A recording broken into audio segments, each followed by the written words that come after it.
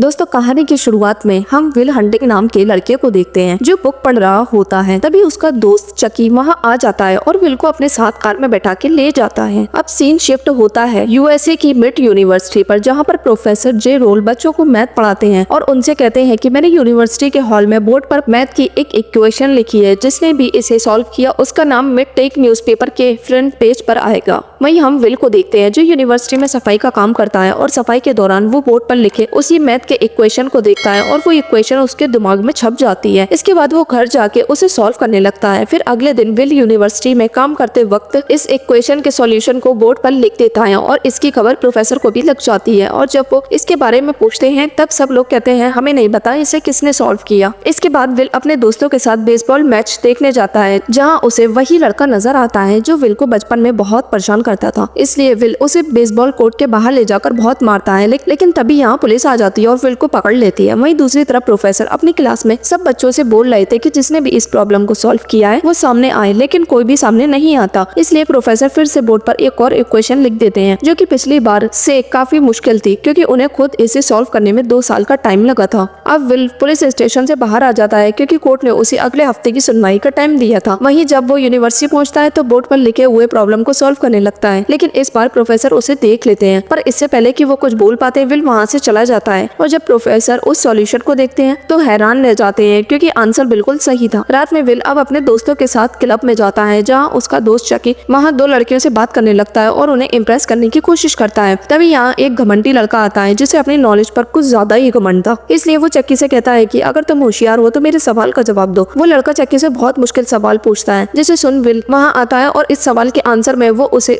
Book reference और book का page number भी बता देता है। आंसर सुनने के बाद उस लड़की की हालत खराब हो जाती है और इन्हीं 2 लड़कियों में से एक लड़की विल से इम्प्रेस हो जाती है जिसका नाम स्काइलर होता है और वो विल से दोबारा मिलने को कहती है। जबकि दूसरी तरफ प्रोफेसर को विल की जानकारी मिल गई थी, इसलिए ये बिना देर किए विल की सुनवाई के लिए कोर्ट की तरफ रवाना हो जाते हैं। लेकिन यहाँ खुलासा होता है कि इससे पहले भी विल कई क्राइम्स कर चुका है, जिसमें गाड़ी चुराने से लेकर और भी कई तरह के जुर्म शामिल हैं। अब क्योंकि विल बहुत ही समझदार और शार्प माइंडेड है, इसलिए उसने हर बार खुद को इन गुनाहों की सजा से बचा लिया। यहाँ कोर्ट भी विल के बारे में अच्छे से जानता था कि उसका कोई परिवार नहीं है और उसकी परवरिश एक अनाथालय में हुई है, जहाँ उसके साथ अच्छा बर्ताव नहीं किया गया। लेकिन फिर भी जज विल पर रहम न दिखाते हुए उसे जेल जाने की सजा देता है। साथ ही जमानत की रकम भी 50,000 तय की जाती है। हालांकि प्रोफेसर विल को जेल जाने से रोक तो नहीं पाता, लेकिन हाँ इस बात के लिए मना लेता है कि विल उसकी सुपरविजन में रहेगा। इसलिए अब प्रोफेसर विल के सामने 2 शर्त रखता है, जिसमें पहली थी कि उसे प्रोफेसर के साथ मैथ रिसर्च में कोऑपरेट करना होगा और दूसरी उसे थेरेपिस्ट से मिलना होगा जब तक कि वो एक शरीफ लड़का नहीं बन जाता, क्योंकि थेरेपिस्ट की सही और पॉजिटिव रिपोर्ट के दम पर ही विल को जमानत मिल सकती थी। कोई और ऑप्शन न होने के चलते विल भी प्रोफेसर की सभी शर्तें कबूल कर लेता है। इसके बाद विल प्रोफेसर को एक मैथ की इक्वेशन सॉल्व करके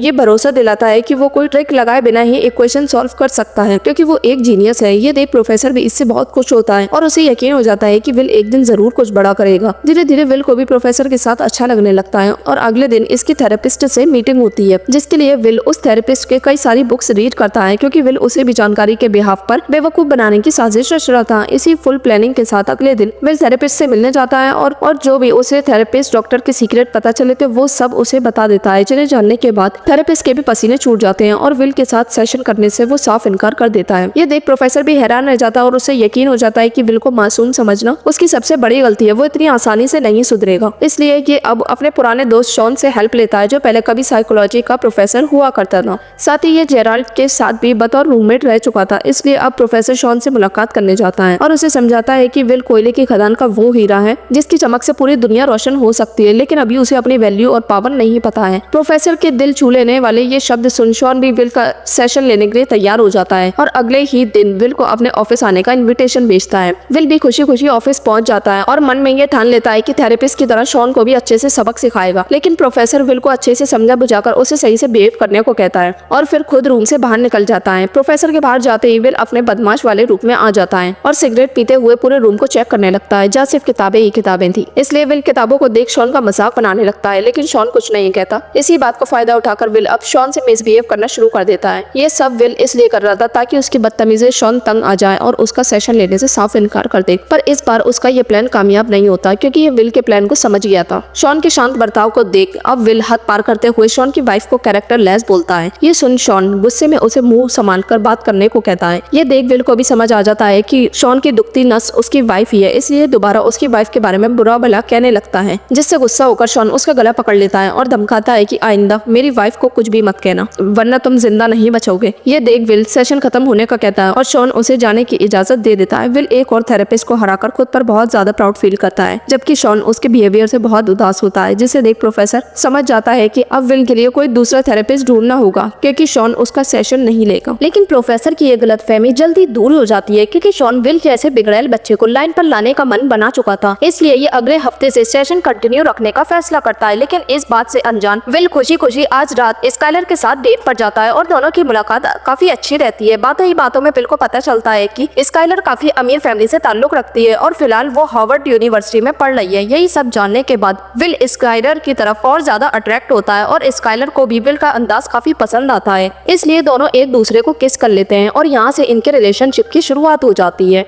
अगले सेशन के लिए शॉन विल को अपने ऑफिस में बुलाने की बजाय उसे खुली आबो हवा के बीच एक पार्क में बुलाता है। शॉन विल को बड़े प्यार से अपने पास बैठा कर कहता है कि उस दिन तुमने मेरी बीवी के बारे में जो कुछ भी बोला वो सब मेरे लिए बर्दाश्त करना मुश्किल था, इसलिए मैं बहुत ज्यादा अग्रेसिव हो गया। लेकिन बाद में मुझे एहसास हुआ कि तुमने वो सब नादानी और लड़कपन में बोला था। तुम अभी बच्चे हो, तुम्हें नहीं पता कि क्या सही है और क्या गलत, तुम्हें प्यार के बारे में कुछ नहीं पता। ये बात शॉन इसलिए कह रहा था क्योंकि वो अपनी वाइफ से बेइंतहा मोहब्बत करता था, लेकिन बदकिस्मती से उसकी वाइफ को कैंसर ने अपने शिकार बना लिया था और 2 साल पहले उसकी डेथ हो गई थी। यही वजह थी कि विल ने जब उसकी वाइफ को भला बुरा कहा तो शॉन ने उसे मारने तक की धमकी दे डाली। शॉन इमोशनल होकर विल से कहता है कि जिसे तुम बेइंतहा प्यार करते हो उसे पल पल मरते देखना कितना मुश्किल होता होगा, ये तुम नहीं समझ सकते। इतना कहकर शॉन वहाँ से चला जाता है। शॉन के ये गमगीन अल्फाज सुनकर विल को भी अपने किए पर काफी शर्मिंदगी महसूस होती है, पर किसी के सामने ना झुकने की जिद विल को शॉन से माफी मांगने की इजाजत नहीं देती, इसलिए विल खुद को गलत मानने के बाद भी शॉन से माफी नहीं मांगता। खैर अगले दिन विल चकी के साथ काम करने के लिए एक कंस्ट्रक्शन साइट पर जाता है और रात के समय स्काइलर को कॉल करता है, लेकिन जैसे ही स्काइलर कॉल रिसीव करके हेलो बोलती है तो विल तुरंत फोन रख देता है, मानो उसके दिल में किसी बात का डर हो जिसके चलते वो स्काइलर से कुछ नहीं कह पाया। इसी तरह वक्त गुजरता जाता है और अब विल शॉन के पास अपना तीसरा सेशन लेने के लिए आता है, लेकिन इस बार वो कोई बदतमीजी करने की बजाय खामोशी से बैठा रहता है। ये देख शॉन भी खामोशी इख्तियार करके बैठा रहता है क्योंकि एक साइकोलॉजी टीचर होने के नाते वो समझ गया था कि विल उसके साथ माइंड गेम खेल रहा है। इसी तरह दोनों का ये सेशन खामोशी में ही गुजर जाता है, लेकिन विल प्रोफेसर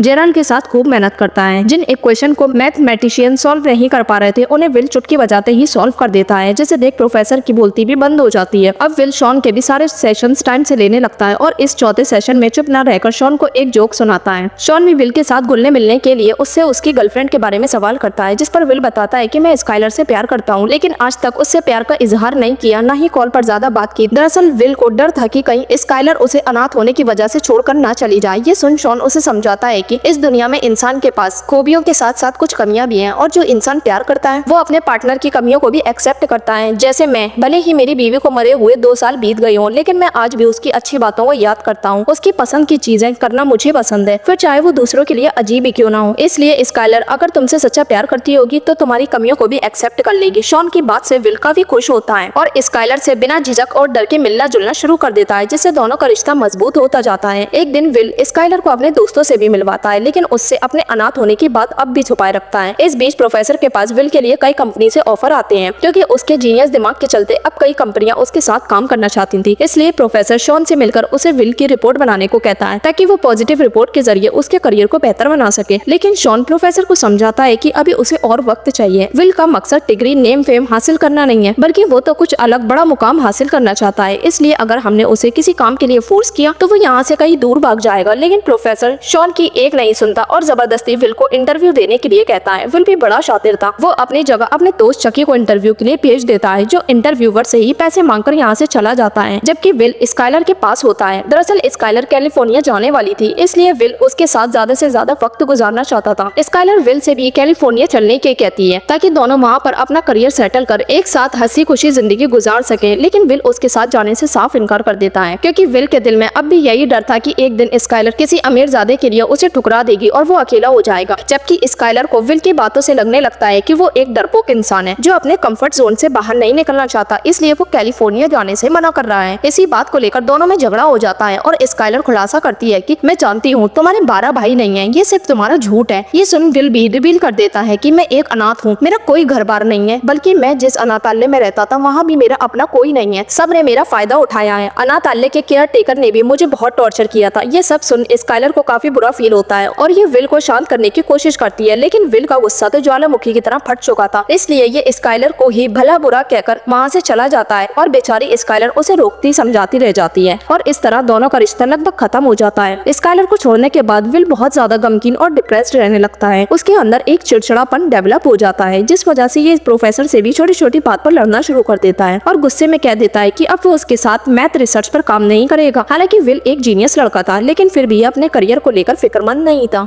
इसी बीच विल के जीनियस स्किल्स को देखकर उसे नेशनल सिक्योरिटी एजेंसी में कोड ब्रेक करने के लिए जॉब का ऑफर आता है। जब विल ये बात शॉन के साथ सेशन में शेयर करता है तो शॉन उसे देखते ही समझ जाता है कि वो ये जॉब नहीं करना चाहता, बल्कि विल के दिल में कुछ ऐसा गुस्से और दर्द का गुब्बार छुपा है जिसे वो चाहकर भी नहीं निकाल पा रहा है। इसलिए शॉन कोशिश करता है कि विल के अंदर जो दर्द छुपा है वो उसे बाहर निकाल दे, वरना विल कभी नॉर्मल बिहेव नहीं कर पाएगा। इसलिए अब शॉन विल से पूछता है तुम्हें क्या चीज पसंद है, तुम्हारा सपना क्या है। भले ही सवाल सिंपल था, लेकिन विल के अंदर इतनी चीजें उलझ चुकी थी कि वो इस सवाल का जवाब नहीं दे पाता। शॉन उसे समझाता है कि तुम्हारे पास एक शानदार दिमाग है, लेकिन उसका इस्तेमाल तुम जिंदगी संवारने में नहीं बल्कि मजदूरी करने में कर रहे हो। विल शॉन की बातों को फुल्ली इग्नोर मारकर वहाँ से चला जाता है और अगले दिन चकी के साथ जब कंस्ट्रक्शन साइट पर काम कर रहा होता है तो चकी को भी स्काइलर और विल के ब्रेकअप की बात पता चल जाती है और ये समझ जाता है कि विल का मूड क्यों ऑफ है। चकी विल को समझाता है कि तुम एक काबिल इंसान हो, इसलिए मजदूरी में अपनी लाइफ बर्बाद मत करो। मेरे पास इतना टैलेंट नहीं है कि मैं कोई अच्छा काम कर सकूं, लेकिन मजदूरी में मुझे इसलिए मजबूरी में मुझे ये काम करना पड़ रहा है। ये सुन विल भी सोच में पड़ जाता है। इधर प्रोफेसर शॉन के पास आकर उसे बताता है कि विल ने उसके साथ मैथमेटिशियंस प्रोजेक्ट पर काम करने से मना कर दिया है, इसलिए प्रोफेसर विल के बारे में उल्टा सीधा बोलता है और साथ ही शॉन से कहता है कि अगर उसने मेरे साथ काम नहीं किया तो तुम उसे थेरेपी सेशन में फेल कर देना, जिससे उसकी पूरी जिंदगी जेल में ही गुजरेगी। ये सुन शॉन प्रोफेसर को समझाता है कि विल के साथ बचपने में बहुत गलत हुआ है और वही बात उसके दिमाग में घर कर गई है। यही वजह है कि ना तो वो किसी पर भरोसा करता है और ना ही अपनी बात किसी के साथ शेयर करता है। इसलिए शॉन कहता है कि विल को करियर बनाने से पहले एक मजबूत रिश्ता बनाने की जरूरत है। इतने में विल भी यहाँ आ जाता है, जिसने प्रोफेसर और शॉन की सारी बात सुन ली थी। विल को देखकर प्रोफेसर यहाँ से चला जाता है और शॉन उसे वो तस्वीरें दिखाता है जिसमें विल के साथ एब्यूसिव बिहेव किया गया था। इन्हीं तस्वीरों और थेरेपी सेशन की पॉजिटिव रिपोर्ट देते हुए शॉन उसे समझाता है कि तुम्हारे साथ जो भी हुआ उसमें तुम्हारी कोई गलती नहीं है, तुम खुद को कसूरवार मत समझो। शॉन इमोशनल बातें कर विल को रुलाने की कोशिश करता है ताकि उसके अंदर का गुस्सा बाहर आ जाए और ऐसा ये होता है। विल बच्चे की तरह फूट फूट कर रोने लगता है और शॉन को गले लगा लेता है और उसे ऐसा महसूस होता है जैसे पहली बार वो किसी अपने के गले लगा हो। अगले दिन प्रोफेसर के कहने पर विल एक कंपनी ज्वाइन कर लेता है और शॉन से मिलकर उसे पूरी बात बताता है। अगले दिन विल के बर्थडे पर उसके दोस्त उसे पुरानी गाड़ी गिफ्ट करते हैं और फिर विल शॉन के घर एक लेटर छोड़कर जाता है जिसमें लिखा था कि उसने प्रोफेसर की नौकरी ज्वाइन नहीं की है क्योंकि उसे स्काइलर से मिलने जाना है, यानी उसके लिए करियर से पहले प्यार था। इस बात से शॉन भी बहुत खुश होता है और मूवी यहीं खत्म हो जाती है।